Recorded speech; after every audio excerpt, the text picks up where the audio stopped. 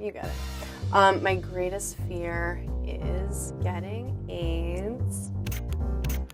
I think they're good.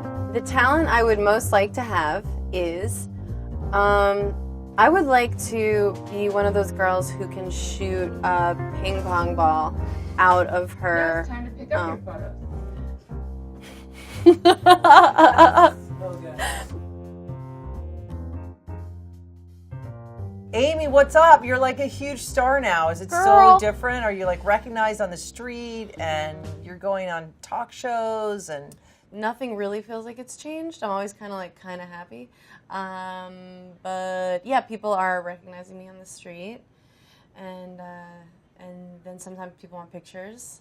Like, that happens to me probably 5 times a day now, where Really? it used to happen no times. What I love about your show is that it's a million different things all at once. When you were pitching that, did you pitch it as is, or did you develop over time, or how did you kind of come to that format? Yeah, they, Comedy Central they knew that they wanted to make a show with me and really left it up to me what the format was going to be.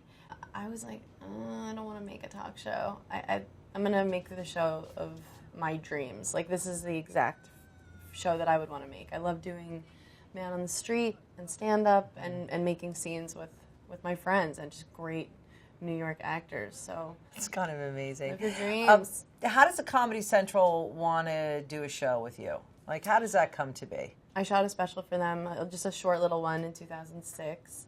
And then a couple more, and just did a bunch of TV shows, and I think they just finally trusted that I was ready, and it really is like a relationship. It's like we kind of dated and saw other people, and then they were like, "We're gonna put a ring on it, Yeah. and give me money to film a show."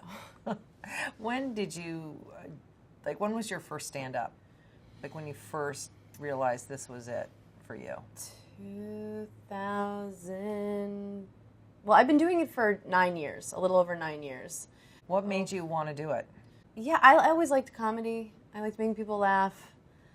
That was my favorite thing. I watched all funny people growing up, and that wasn't what my friends were doing. And then I just, tried it. I just went to a comedy club and was like, let me give it a shot.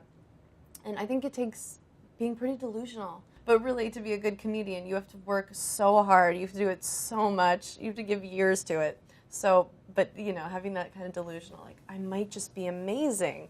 Like, that's just not, you can't just do that with stand-up. Well, what I also love about your comedy is you just take sex right on. You take any contemporary events right on. You don't seem to shy away from any subject. Nothing's too raunchy or randy or politically incorrect for you. Thank you.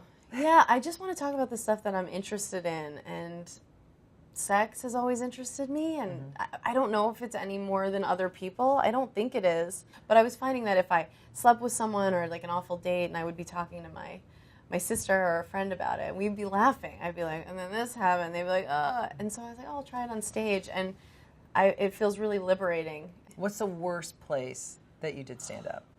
The worst place I ever did stand up was at a hunger strike outside the White House for a bunch of Armenian people that I later found out were terrorists. Oh, okay. That wins the biscuit, I guess.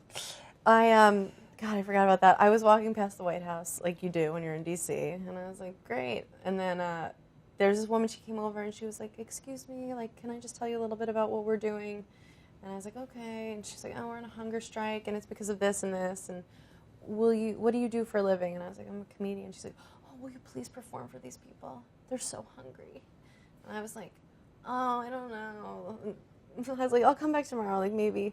And I called Jim Norton, who's a comedian who I opened for a long time on the road, and David Tell, same. And I'm like, hey, this happened. And Norton was like, you got to take the gig. He's like, you have to do it. You'll never do it again. So I was like, all right. And I went back the next day, and I was like, hey, guys, I think the clip is online. It's horrible. Did it go over well? Did you play well? No. It was horrible. And, I mean, it's these people in, like, their 80s, and it looked kind of like the women begging in the movie Aladdin, which I know that that's a racist thing to say, but that's what she looked like. That's my frame of reference. I'm sorry. Like, they were all kind of, like, in scarves, and they were old, and they were so hungry, and they were kind of just laughing, like, Like they had no nutrition Yeah. in their. And then later, I posted on YouTube because I was like, "This is the worst thing anyone will ever do," and people were like, "Oh, that's like a known terrorist group," and I was like, "Sorry." Even better. Whoops. I mean, not like I helped the cause, but yeah, that's the worst show. That's the worst thing I've ever done. My idea of perfect happiness is accomplishing something big for yourself and then getting to have a glass of Chardonnay with my sister and relax. The words or phrases I most overuse, I say like a lot. And I thought about working on it. But like, I don't know.